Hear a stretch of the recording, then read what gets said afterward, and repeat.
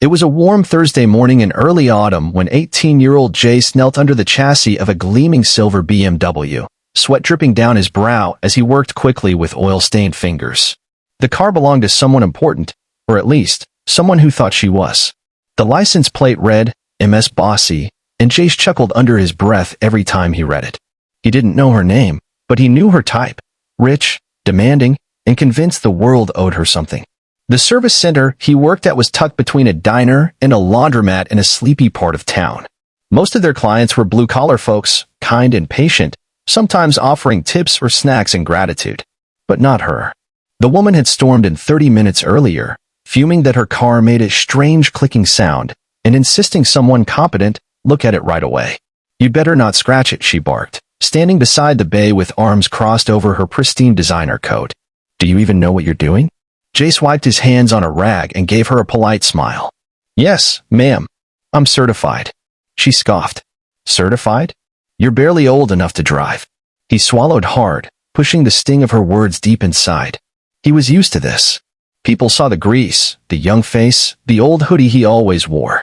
They never saw the long nights spent studying manuals after school, the weekends shadowing his uncle in the garage, or the dreams he clung to every time someone told him he wouldn't make it. Beneath the car, he tightened a bolt, adjusted the belt tension, and traced the clicking sound to a loose fan mount. It was a simple fix, nothing serious, and he'd be done in minutes. Still, the woman continued pacing, heels clicking against the concrete floor like a ticking clock counting down his patience. "You people are so slow," she muttered loud enough for him to hear. "I could have had it fixed by the dealership by now." Jace didn't respond. He couldn't afford to lose this job. Not with bills piling up and his mom recovering from surgery at home. Every shift mattered. When he rolled out from under the car, wiping his hands, she was already tapping her foot impatiently. "It's all set," he said gently. "Loose fan mount. It's fixed now. No charge, it was minor." She narrowed her eyes. "No charge? What's the catch?" "No catch. Just, you're all set." For a second, something flickered in her eyes, confusion maybe, but it was gone in a blink. She snatched her keys, muttered a finally, and got into the car. Jace turned to walk back inside, but the moment her engine started, a loud pop echoed through the garage.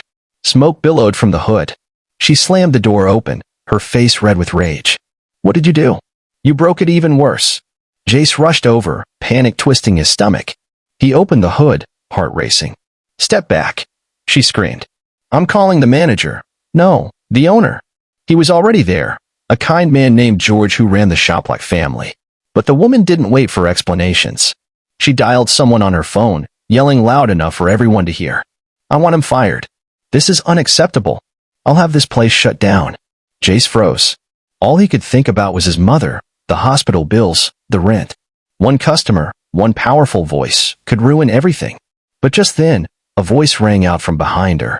"Excuse me, ma'am," said a calm, composed man in a sleek gray suit. Everyone turned. The man approached slowly, eyes scanning the situation, his gaze landing on Jace.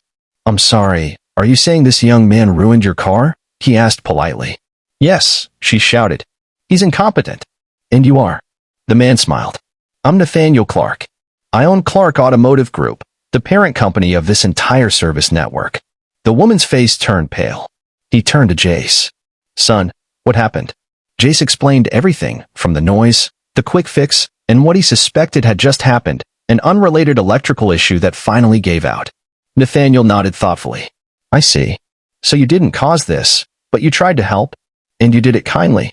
Even waived the charge?" "Yes, sir."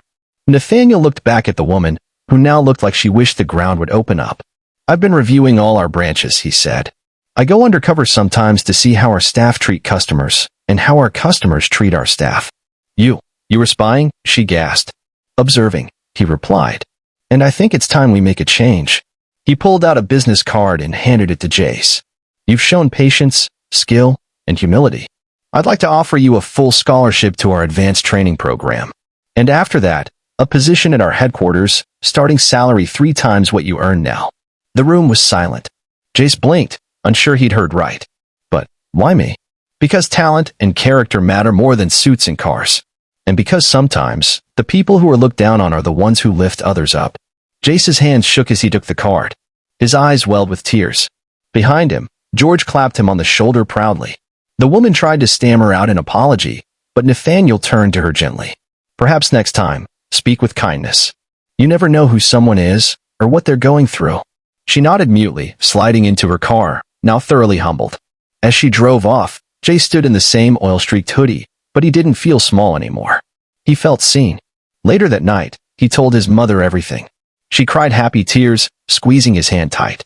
Over the next few weeks, life changed rapidly.